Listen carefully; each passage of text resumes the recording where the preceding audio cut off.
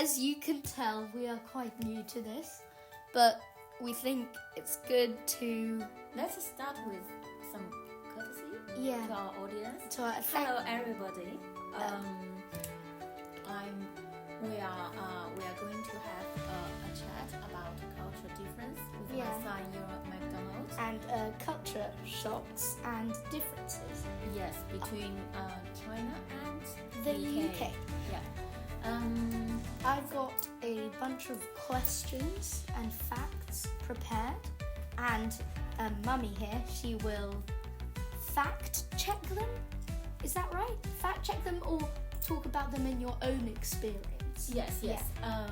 But before we started, we need to. I would like to say this is only based on our experiences. Can be personal, cannot be right. And if you disagree, please let us know, because we want to hear from all angles. If you feel offended, I apologize first, because we this never is mean not to cause offense. No, this is never our purpose. To start this conversation, it's not complaints, not a judgmental. It's not a judgment. It's just to point out the differences and celebrate the differences, because each culture has its own ideals and customs, and we need to celebrate what makes us unique. Yeah. And before we start our conversation, I would like to introduce you about my family, about our background a little bit, to allow you to have a better understanding. Okay. I am Chinese, very Chinese parents, and grew up in a small town in China, and went to university in the city of Wuhan. Spent my first 36 years in China mainland, and then I moved to England in 2017. So it has been 8 years since we lived here. I married my husband, who is very multinational as well. Scottish, English, and French. Yes, and I met him in Shanghai in 2009. He can speak fluent Chinese, so that makes him less Western. He loves Chinese culture. He's adapting very well, and his family, his mother is a very French lady, and who lives in London in Notting Hill Gate. He has a sister who grew up in London, went to English school and very English. His father went to public school, like a very English man as well. So, I have 2 children. And I'm one of them. What's your name? Ewen. My name is Ewen. And I have a daughter who is 3.5 years younger than Ewen. She's called China. Both of them speaks Chinese and English. Their English fluently, local, I would say native speaker level, can read, speak perfectly well. Their Chinese is good. Speaking Chinese is good, but they can't really read and write. Because in the Chinese language, they're completely separate things, because Chinese is a character-based language. It doesn't have any phonics or alphabet. Yeah, so this is some basic information about my family.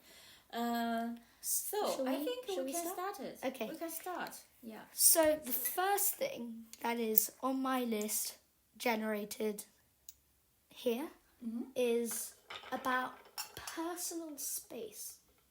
Oh, personal space. Yes. So just coming from the fact sheet, British people find personal space very important, and but it's less of a focus in China, let's say that. So what do you think? Is that true? Are there any examples? That's definitely true. I find it's very hard to make friends with English people, because I find they have a nature circle around them. You can't be too close to them, otherwise they're quite scared. I feel like they don't really like you to be too close to them. And if you don't know them. When yes. you get to know them, they're lovely people. And yeah. Yes, and they don't like you visit them without asking. Like this is very different from China. They don't like you join them very like in China, if you by chance you come to someone's house just around mealtime, usually they will invite you to join the meal, but that's not. I don't think that is the case in the UK. There is more of a barrier of respect in friendship. So respect is quite important in friendship. So even if you're good friends, you have to respect other people's personal space and say the basic courtesies, such as sorry and thank you. Which brings us very nicely on to the next point, courtesies. Different courtesies in the UK versus courtesies in China. Things that you say that are considered polite.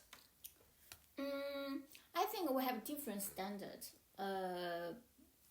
Because I have been accused being rude all the time because I didn't say By thank not you. saying please and thank you. Yes. The magic words. Yes, but I just don't think that is right, because I know a lot of people say thank you to me, but they are not sincere, or Yeah. they say sorry. That's not from. I can tell it's just a sorry. But They don't really mean that is that. courtesy. I know, but courtesy has to be sincere. Sincerity is Very important. the core of the courtesy. But courtesy over time has evolved in most Western cultures as something you just do to look polite, wherever you mean it or not. Yeah, but but I don't think Chinese people are rude. They are very friendly to foreigners, and I think they are more friendly than English people. Towards foreigners. Well, friendly would you say open? Because friendly is quite a wide... No, welcoming. Yeah, because friendly can be shown in lots of different ways. Showing friendliness in China can be different to showing friendliness in the UK. I never feel I'm so welcomed when I come here, because people expect you can speak English, and I have been told off once when I speak Chinese in front of local people. I found this, that's quite rude, I think, because they expect you, no matter you come from, they think you should speak English, but they have to know there's so many languages in this world, and but in China, people would never expect a foreigner who can speak Chinese. If you even say one word, 你好, they will get all excited and give you huge compliments. But here, if you speak English, they will look confused. If you didn't speak English well, they look confused and like, what are you talking about?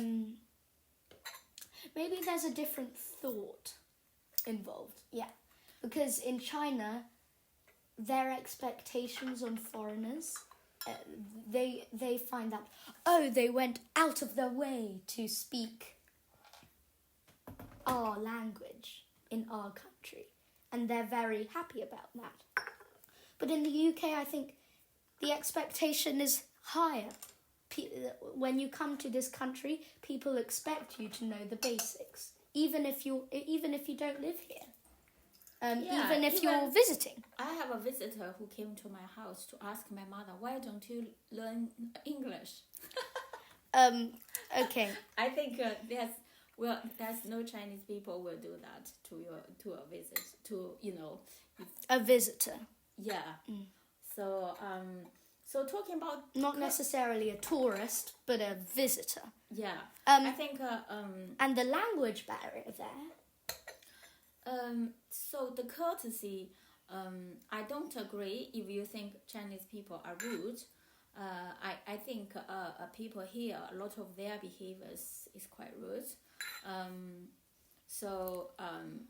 It's But of course, that's only different because types they- of courtesy. yeah, only because you can't judge people if they don't say please all the time, they don't say thank you all the time, they're rude. It depends on their attitude. Some people say things in very aggressive way. Like passive aggressiveness. It's not passive. Some people are just aggressive. When they say thank you, please, but we're very unpleasant way, do you think that's polite? And what about the courtesies in China? What do you say in China to, like, the basics? What do you say? Like if I say thank you, people will say, "Don't say thank you." I mean, of course, you are too polite. I mean, this is my honor to do something for you. You know, it's totally different attitude. But is there anything you say in China to, let's say, be courteous? Like some basic phrases that you know and learn to sound courteous. People say it in a rather way, in other way, like you don't say thank you, but you say you shouldn't have do that. You shouldn't have done that. Yeah. Well, we say that here as well, but less frequently. Yeah, but Chinese people will say, what are you talking about? Shouldn't say that. What are you talking about? Say thank you, what? So saying thank you? Yeah. Like, but Yeah, that I must feel like alien for British people coming to China. Because they say thank you and then suddenly everyone's acting up about it. Like, They say, oh my goodness, no, you should. No, but thank. actually, I don't think Chinese people say less thank you than English people. We just don't say thank you to our parents, to your family, because we're close enough. Because they expect that we love and respect each other enough already. Yeah, And the thank you like comes as a given. Like, I can say thank you without saying thank you because we love each other so much. yeah, because that's our spirit. Like, if you say thank you to your parents, they think that's what I should do. You know, if you say thank you to your children, they think, well, we're so close. If you say thank you, you feel more distance. It's up to the first question about. But in the UK, saying thank you, it isn't distant. Saying thank you is It's just a a must. thing you say. It's a must. I know. Because saying thank you in UK and China, they're completely different meanings. And Yes. they're completely, why would you do that kind Yeah. of things. And when you talked about your mother, my grandmother, not being able to speak English, it brings us on to the next point, which is language. How do you think language affects the culture of UK and China, the social norms, or like the attitude that they have towards life? With different phrases, different sayings. I need to think about it. Chinese language and English language is, I think, compared with Chinese, English language is quite straightforward. What do you mean by straightforward? Because we have plenty of ways of saying things without saying things. For example, it's raining cats and dogs means it's raining heavily. But you don't want to say that because you want to sound posh. Oh, but no, that's not my meaning. Like, Chinese people usually don't express, like, how can I say? They don't really say I love you. They don't. Yeah. Yeah, my father never said I love you in my whole life, but I just feel he loves me so much. Oh, so it's saying, okay, so you would say in the UK, saying I love you is a normal thing because it's just saying that I do love you and just reinstating that fact. But in China, it's like saying the sky is blue because it's so obvious that No, you it's love. like, you know, the moon represents my heart. If you, I think Chinese language is more introvert. Introverted. Okay. Although the people, as you say from your previous, are more open. Chinese people are more, basically they are quite shy. Most of them. They are quite 内向. They are not. But they are open to foreigners. Yes. Okay. They are very friendly. I would say. They're quite shy. You know, you have Chinese classmates at school. Yeah. You have very rare. You have very Open ones. Not open, like extremely social ones. Extroverted. Yeah. So how would you say the language affects their introversy? Could you give us an example and its meaning?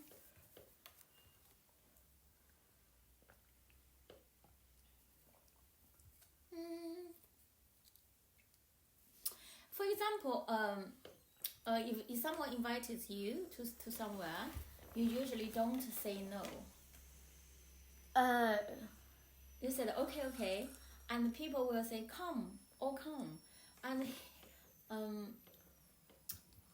it's not a good example. But people won't usually, but they will tell you, I will go. But they don't go. Yes. Oh. So they don't want to say no, Chinese people. To seem polite and not to seem direct. Yes. They would go around saying, oh yes, I'll go, but end up saying, I have something that comes up. That's actually really prominent. That does happen in the UK as well. And also Chinese people, when they invite you, yes. For example, Ewen, I invited you to my wedding. Oh. Bring everybody from your family. Yes. But they don't really mean it. Oh, so they say... 都来, all come. So they say Everyone things, is invited. but they don't mean it. But so you wouldn't think they're introverted. They're just trying to seem welcoming, generous friendly. and welcoming. But in England, they only invite certain people. Yeah. For example, you're all family, but they probably only invite one of you. Oh. They probably only invite you, not even your sister. Okay. Do you know what I mean? Or so you wouldn't say Chinese people are more introverted, but they just want to seem more open and generous. English people, it's normal for them to invite one family member to a wedding. But Chinese people want to seem open and generous. So here, your whole family can go. But inside... No, they will not say. They said, your whole family must come. Must come. I am so generous, your whole family must come. But usually we won't, because we know it's quite expensive for them. So we only go, we won't bring the whole family. And then it's the courtesy of the other side. Yeah. What you say and what you mean is different. All the people will say, 都来, all come. But they actually... But the people also know they can't all go. Very rare people all go, because they think if more people go, they have to pay more, Okay, next we are talking about work ethic. Oh. Work and school ethic, and how much pressure you get from exams. For example, the difference between GCSE and Gaokao. No, GCSE GCSE and A-levels, and Gaokao and Zhongkao. Yeah. Gaokao is the exam to get into university. Yeah. Zhongkao is the exam to get into a good high school. Yeah. So the work ethic is definitely, very different, because people don't really encouraging. A lot of people, they don't want to work hard here. I can feel, but in China, you have to. You have to keep up. There's no option. But even all the parents say, "Oh, you must." So it's super relaxed. So it's super not relaxed. The opposite. Yeah. Super vigorous. For example, if your children, I don't think when there's no Chinese family will turn down if your children is in the top class. But here, some children. So let me make this example clearer. At my school, there are different classes, or as we call them, divisions, and there's always a top division with all the brightest students. What would I say? In academic wise. Academically wise, Right. yes. But some, let's say, native students, they deny the top class because they think it's hard work and they just want to enjoy themselves. Which I think there's a certain, let's say, honour. There's a certain pizzazz to doing that. But other people, like Chinese students, might see that as a missed opportunity because at the end of our year, the top class was only filled with Asian children. Yeah, but in China that's impossible. I don't think any Asian parents Would will deny. turn down or deny this offer. And what do you think of exam pressure? Do you think Exam pressure is insane in China or in the UK? in China. What about the UK? I think it's okay because in UK you can always, you have so many schools to choose. I mean, for example, if you can't go to... I like so many good schools. Yes. There's no one is you must. And you... I mean, for me, there's no one school say, oh, we must go to this school. We don't want to... Because the group is so good. Well, we're talking about public schools Yes. here. Because there's so many good schools. I don't think, it's that like not A or B. It has to be A and can't be B. You can go to A, B, C, D. You know what I mean? But in China, there's like this one good school that you have to get in for. For example, in my hometown, of course, most of the students want to go to the best high school. Then you have higher chance Of getting into a good university and then... That makes the whole pressure qualifications. very high. But let's say there's only one good high school. In my town. Yes. But that's only talking about rural-ish China. In urban China, surely there are lots of good high schools. Yeah. For example, in big cities like Shanghai, Beijing, Chengdu, But Guangzhou. it's harder because There are more everyone people? works so hard. Oh, okay. Yeah. And there are more people. Yeah. Okay, so we've done... What about And ethic in the workplace? We've talked about schools. What about work? workplace? Yeah, you have to perform. You have to perform. Because if you don't want to do this job, there are so many people are waiting for your position. But And here, because you don't have enough staff, so staff can take advantage of this system, can abuse this system. so that is again the population, because there are so many people in China. You are forced to work hard. Otherwise, you have no income. Okay. The government won't offer you a place to stay. They don't have social securities or benefits. And talking about schools, because those public school, you need to pay, and for those good high school, it's free. China, Private. So you're saying that because there aren't many good private schools. Well, there are, but there are far more good public schools. No, state schools as well. Well, in UK, even though some state schools are really good, like grammar schools, the education system is dominated by private schools. No. My point is, like, if you want to go to those good public school, you have to be rich at first place. Well, in China, anyone can work from the bottom to the top, which increases so the group is pressure. already quite small. Okay. So the samples are already quite small, the sample group. But in China, there's so many people. Because you don't have to be rich. Everyone has chance. So maybe even if you're the smartest in your town, you can't go to a good university because there are so many other smart people. Yes. Or like in here, if some children are so smart and they just can't afford. I'm sure the people who are not go to public school, you have many smart children. But their parents can't afford, so which makes it less competitive. You know what I mean? Yes. This is like a funny fact. Why do British people love talking about the weather? Oh, because I think this it has something to do with the distance as well. Or of the distance. It's something that everyone can relate to whilst maintaining that respectful distancing. Because you're talking about whether is better than talking about your personal life. So, another thing is, which Britain and China have lots of in common, Right? is tea. We're drinking Chinese tea right now. And It's not in common. I disagree. Mummy, Britain drinks 165 million cups of tea every day.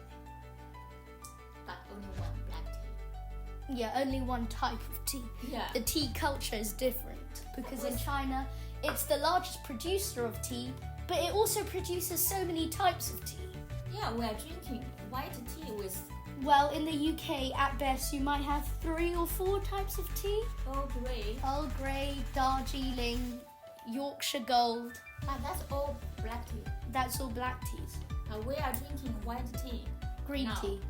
Green tea, oolong tea, pu'er tea. How many tea you drink? So It's different. But Britain is still up there for the country that drinks a lot of tea. yeah.